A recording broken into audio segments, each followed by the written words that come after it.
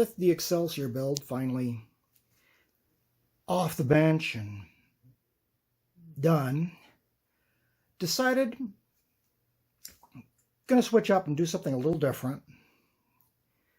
I've had a few people, both here and at modeling forum, both on YouTube and in modeling forums, ask me if I've ever done any Gunpla builds. And I apologize right now if I'm butchering the pronunciation, but that's how it's spelled, so I apologize. So we're going to take and do a Gunpla build. We're going to be working with the high-grade Gundam Bael to start with here. As you can see, it's a mostly white mech, which may or may not cause problems down the road. We'll see. But you got your full color instruction book. Lots and lots of plastic to work from in multiple colors. So painting should not be an issue, or at least not a requirement. You've got your poly caps for joints.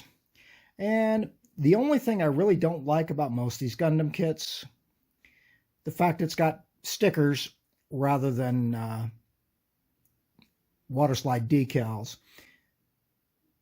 But, you know, we're going to try a new experience. So we'll get started here with Gundam Bael.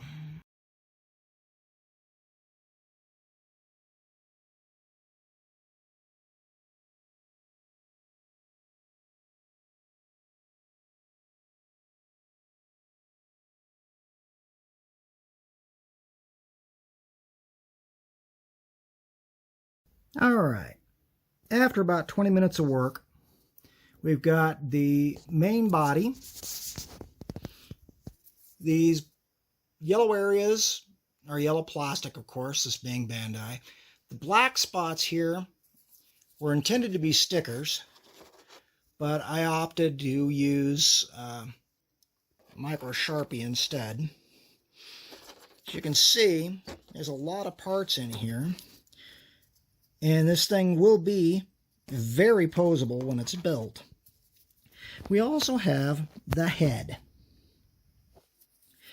The ends here were supposed to be stickerized. I opted instead to use my Gundam markers. Now, if the camera will focus, yeah, you can make it out on that side. I have installed two decals. Namely, the eyes in the head. But that's where we sit at the moment.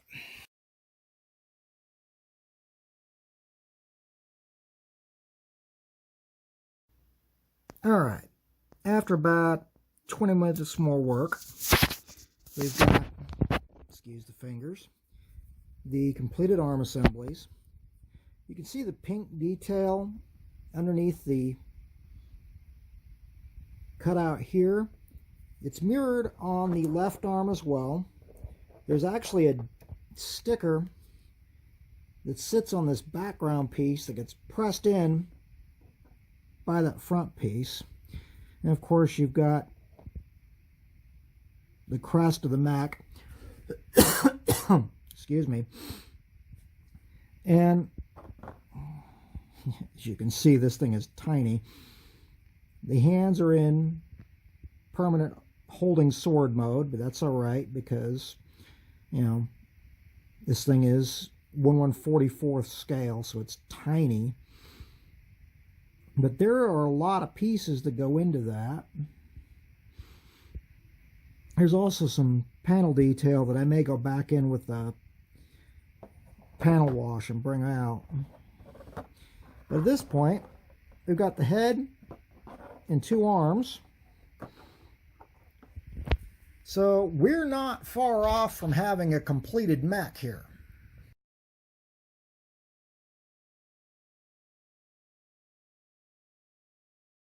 All right.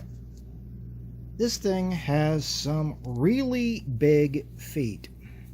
And there's a huge gap there. But in looking at the box illustrations, Yeah, it looks odd to my eyes, but it's supposed to be there. So we will leave that as it may. As you can see, the arms, head, and body are now in play. So we continue.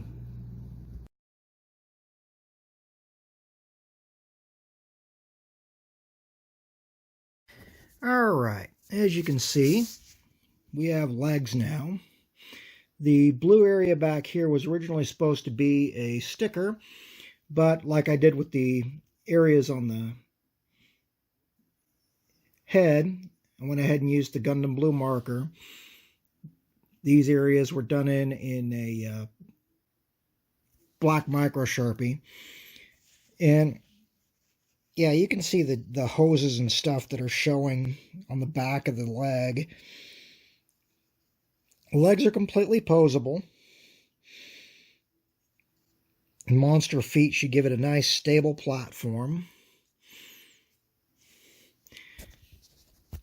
This little guy is moving right along.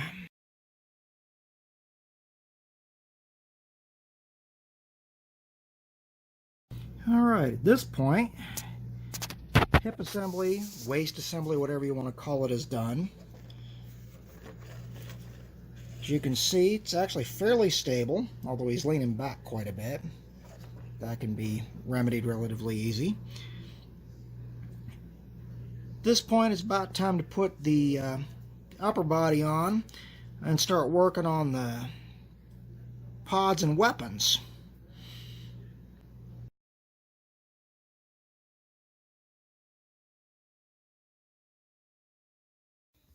And here we have our finished swords and holders.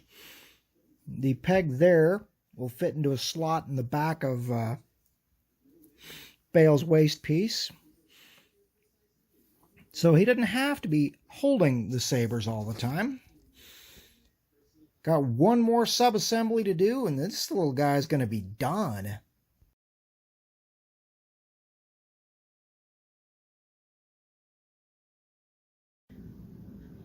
And here we have the last of the sub-assemblies, namely the flight pack system. The pods are fully movable.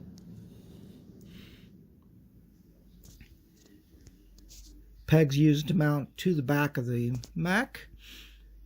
And with that, we're ready to go for final assembly.